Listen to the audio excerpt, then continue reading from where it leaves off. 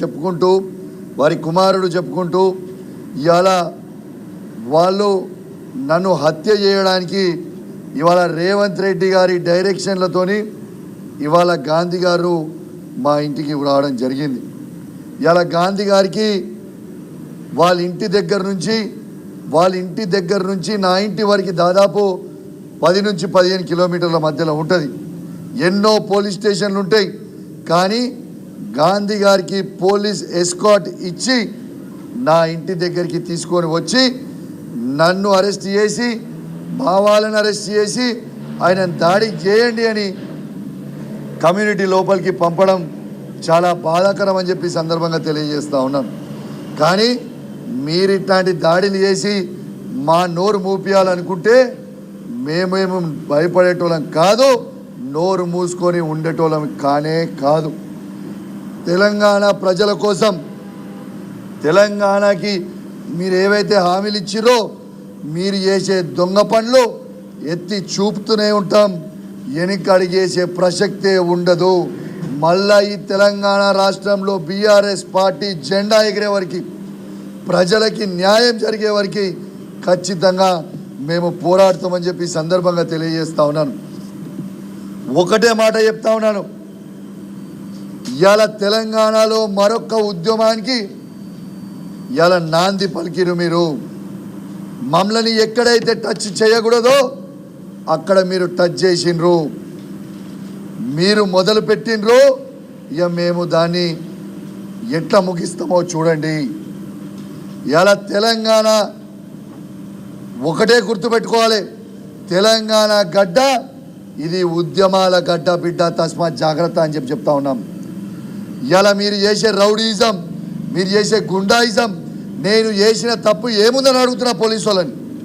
ఇవాళ నేను పిటిషన్ ఇవ్వడానికి ఇవాళ మేము నాతో పాటు 15 మంది ఎమ్మెల్యేలను కలిసి ఇలా పోలీస్ స్టేషన్కి పోతే నన్ను పిటిషన్ ఇవ్వకుండా మధ్యలో ఆపి పోలీసు వాళ్ళే నన్ను నూకి వాళ్ళే నాకు కథ పెట్టుకొని నా మీద కేసు పెట్టడం అంటే ఎంత దుర్మార్గమైన పరిస్థితిలో ఈ పోలీస్ పనిచేస్తుందనేది ఒక్కసారి మీ అందరు కూడా ఆలోచన చేయాలి.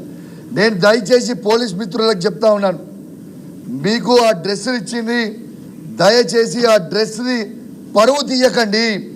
రేవంత్ రెడ్డి గారి మాటలు విని ఆ డ్రెస్ పరువు తీయకండి అని చెప్పి నేను విజ్ఞప్తి చేస్తూ ఉన్నాను. ఇలా మీరు ట్విట్టర్లో చూడండి, ఇన్స్టాగ్రామ్లో చూడండి, సోషల్ మీడియాలో చూడండి, పబ్లిక్ రెస్పాన్స్ చూడండి. పోలీస్ వాళ్ళు ఒక శాసనసభ్యునికే రక్షణ ఇవ్వలేని పరిస్థితిలో ఉంటే సామాన్య ప్రజలకి ఏం రక్షణ కల్పిస్తారు అనే విధంగా ప్రతి వ్యక్తి ఇలా ఓరెత్తుతూ ఉన్నది.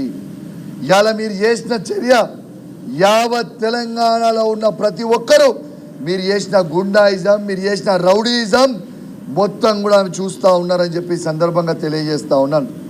ఒక్కటే చెప్తున్నా, మీరు రేవంత్ రెడ్డి గారు ఢిల్లీలో చిట్ చాట్ పెట్టిర్రు. రేవంత్ రెడ్డి గారు స్టేట్మెంట్ ఇచ్చినాడా, కౌశిక్ రెడ్డి నీ సంగతి ఏందో నేను చూస్తాను. ఏం చూస్తావు పోయి, దీనికంటే ఎక్కువ చూసేదేముంది, మర్డర్ చేస్తావు కదా, చెయ్యి. ఈ తెలంగాణ గడ్డ కోసం, ఈ తెలంగాణ ప్రజల కోసం నా ప్రాణాలైనా అర్పించడానికి సిద్ధంగా ఉన్నా, కానీ రేవంత్ రెడ్డి నీతో కాంప్రమైజ్ కావడానికి సిద్ధంగా లేను. నువ్వు ఏమి చేస్తావో చెయ్యి, ఏం చేస్తావో చెయ్యి. ఇక నీకు మిగిలింది చంపడమే కదా. దమ్ముంటే చంపుకో, దమ్ముంటే ఎట్లాపుతో ఆపు. నీ సంగతి ఏందో మేము కూడా చూస్తామని చెప్పి సందర్భంగా తెలియజేస్తా ఉన్నాం. నీకు అలవాటే కదా రేవంత్ రెడ్డి గారు, నీకు చేసిన సాయాలన్నీ మర్చిపోయావు. నీవు పిసిసి ప్రెసిడెంట్ అయిన రోజు నీకు సాయం చేసింది ఎవరు, నీకు అన్నం పెట్టింది ఎవరు, నీ ఏ గల్లీలో ఎవరిని ఎట్లా మేనేజ్ చేసినావో నీ గుండె మీద చేసుకొని చెప్పు. నీకు తెలియదా అని నేను అడుగుతా ఉన్నా రేవంత్ రెడ్డి గారిని. ఇలా అద్దం బలగొట్టిన ఇంట్లో, ఇలా నన్ను అటాక్ చేసిన ఇంట్లో రేవంత్ రెడ్డి గారు నువ్వు కనీసం ఒక 100 సార్లు నా ఇంటికి వచ్చిపోయినవా లేదా, నా ఇంట్లో భోజనం చేసినవా లేదా? ఇలా ఏడైతే తింటావో, ఏడైతే ఉంటావో, ఏడికైతే వస్తావో అక్కడనే నువ్వు సున్నం పెడతావు, ఆ ఇంటి వాసాలే లెక్క పెడతావు. ఇది నీ చరిత్ర రేవంత్ రెడ్డి గారు. గాంధీ గారు మీరు కాసుకోండి, ఖచ్చితంగా ప్రతి చర్య నీకు ఉంటుంది.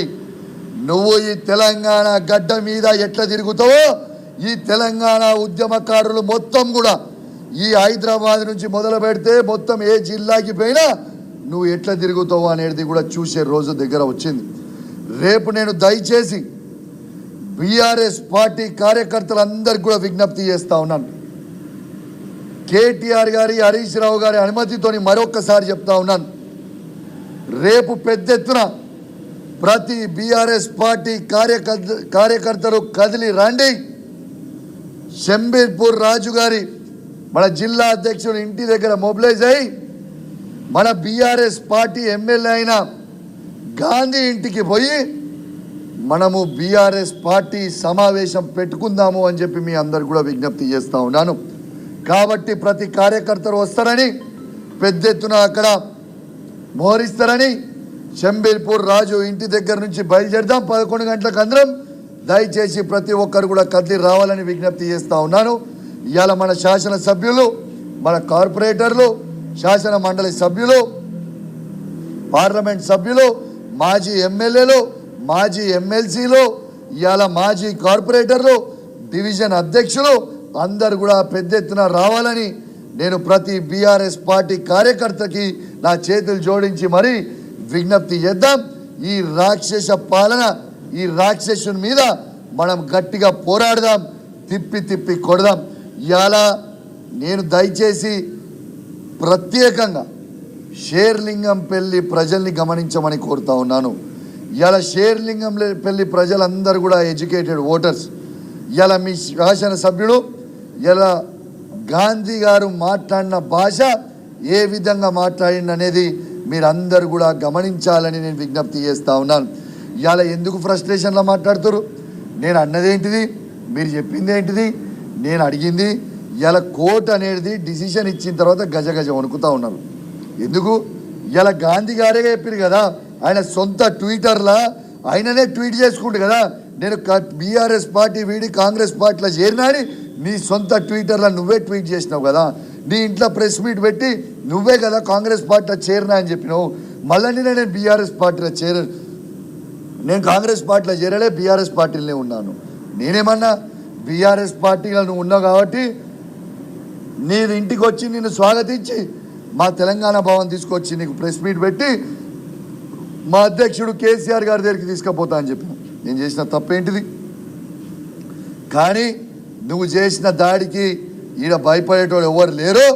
ఇంకా డబ్బులు మాట్లాడతా, గుర్తుపెట్టుకోరు. ఇవాళ నుంచి కంకణం కట్టుకుంటా, ఈ రేవంత్ రెడ్డిని బొందబెట్టే వరకు కంకణం పట్టుకొని తిరుగుతా. నీ సంగతి ఏందో చూస్తా. కేసీఆర్ నాయకత్వంలో మళ్ళా బీఆర్ఎస్ పార్టీ జెండా ఎగిరేస్తాం. దానికంటే ముందు ఈ 10 నియోజకవర్గాలలో బై ఎలక్షన్ రావడం ఖాయం. ఆ 10 నియోజకవర్గాల్లో కేసీఆర్ నాయకత్వంలో బీఆర్ఎస్ పార్టీ జెండా ఎగిరేయడం కూడా ఖాయం ఖాయం ఖాయం అని తెలియజేస్తూ సెలవు తీసుకుంటా ఉన్నాను. జై తెలంగాణ, జై కేసీఆర్. జై కేసీఆర్.